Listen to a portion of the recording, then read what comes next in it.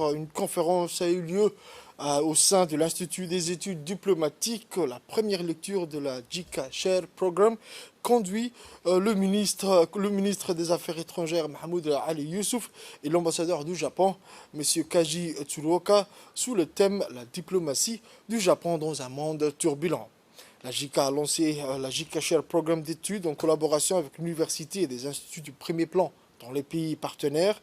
Son objectif est de partager les expériences et les leçons du Japon apprises à travers sa modernisation et coopération au développement. En tant que les premières activités de la JICA Share Programme organisée aujourd'hui, conférence débat ouvert sur les attentats intensifs menés par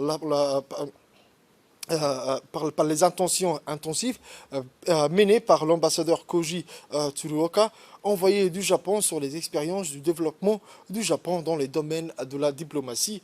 Il sera également question d'évoquer les programmes de développement menés à Djibouti dans le cadre du renforcement des relations bilatérales.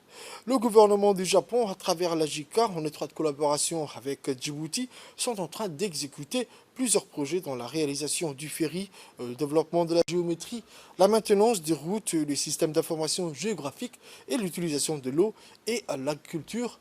Ont participé aux côtés djiboutiens, outre le ministre des Affaires étrangères et de la coopération internationale, le directeur de l'Institut diplomatique, M. Mohamed Abdallah, le directeur diplomatique multilatéral ainsi que le staff des instituts côté japonais, outre l'ambassadeur du Japon à Djibouti, le directeur de la JICA. C'est avec un grand plaisir d'être parmi les jeunes diplomates djiboutiens pour participer à cette conférence donnée par un grand diplomate japonais, son Excellence M. Tsuruoka Koji, ancien ambassadeur du Japon au Royaume-Uni et ministre adjoint principal des Affaires étrangères du Japon. Je tiens tout d'abord à témoigner tous mes respects aux diplomates djiboutiens qui sont compétentes et savent, comme en Djibouti, exercent une influence diplomatique importante. Ça fait déjà mais seulement 2 ans que je suis ambassadeur ici, mais j'ai déjà reconnu la sagesse diplomatique de la République de Djibouti. Le simple effet que le Djibouti est le seul pays qui jouit de la paix et la stabilité dans la région problématique, entourée par tous les problèmes avec le problème. Et la conférence porte sur la politique étrangère du Japon après la Deuxième Guerre mondiale.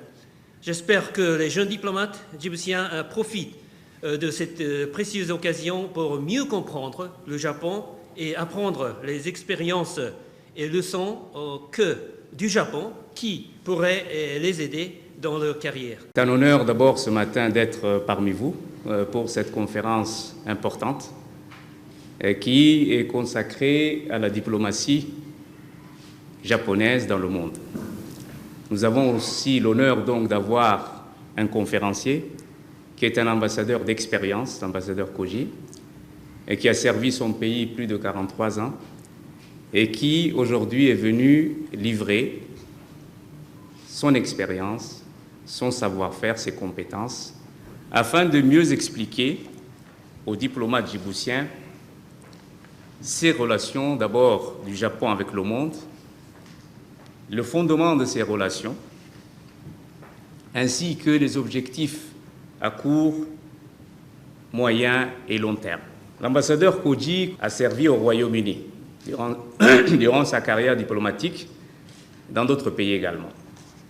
Aujourd'hui, donc, nous aurons le plaisir de l'écouter, afin, je dirais, de mieux comprendre les enjeux de la diplomatie japonaise, les défis auxquels cette diplomatie est confrontée, et surtout, dans un monde en pleine mutation, quels sont les outils qui nous permettent de saisir les enjeux et les défis qui font face donc à cette diplomatie et voir dans quelle perspective les relations nippo-djiboutiennes, les relations du Japon avec le monde vont évoluer. En d'autres termes, donc, il s'agit d'un effort pédagogique d'explication et de vulgarisation focalisé donc sur l'historique de la diplomatie nippone, sur ses fondements, le partage d'expériences les acquis en termes de compétences et de savoir-faire, ainsi que les perspectives que nous pourrons apprendre de ces échanges.